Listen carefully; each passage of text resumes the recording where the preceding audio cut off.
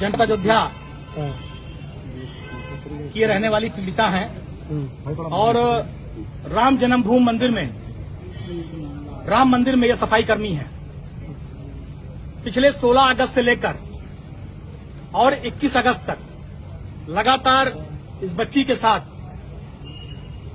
दुराचार हुआ है और दो दुराचार करने वाले लोग हैं वो भारतीय जनता पार्टी के नेताओं के परिवार के हैं या तो भारतीय जनता पार्टी के स्वयं पदाधिकारी हैं। पीड़ित बच्ची को अभी तक न्याय नहीं मिला है। फैजाबाद के प्रशासन द्वारा कोई सहयोग नहीं मिल रहा है, बल्कि पीड़िता के परिवार को पीड़िता को ही धमकाया जा रहा है। मुकदमा वापस लेने की धमकी दी जा रही है।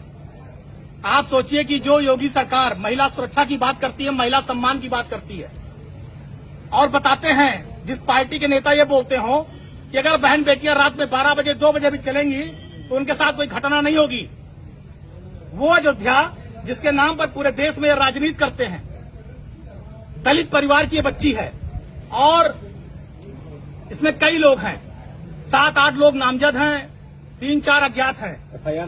एफआईआर जो इन्होंने लिख कर दिया था वो नहीं दर्ज हुई। पुलिस के लोगों ने अपने मर्जी से एफआईआर किया है। जो इन्होंने तहरीर दी थी, जो उन्होंने लिखा था वो नहीं दर्ज हुई है और इनके साथ थाने में दुर्व्यवहार हुआ। इन्हें थाने में 40-45 घंटे तक बैठाए रखा गया। आप सोचिए जो पीड़िता है जिसके साथ दुर्व्यवहार हुआ है, आप उसकी मानसिक स्थिति उस बच्ची और बिटिया की समझ सकते हैं।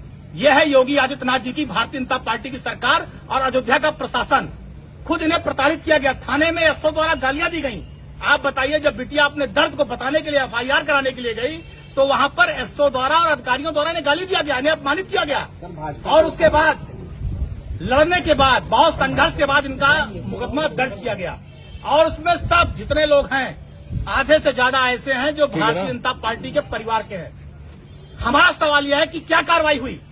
भारतीय जनता पार्टी की सरकार जो बताते हैं त्वरित कार्रवाई करेंगे, जितने दुराचारी हैं उनके ऊपर क्या कार्रवाई हुई? कठोर से कठोर कार्रवाई क्यों नहीं की? क्या योगी सरकार की नैतिकता इस बच्ची के लिए खत्म हो गई?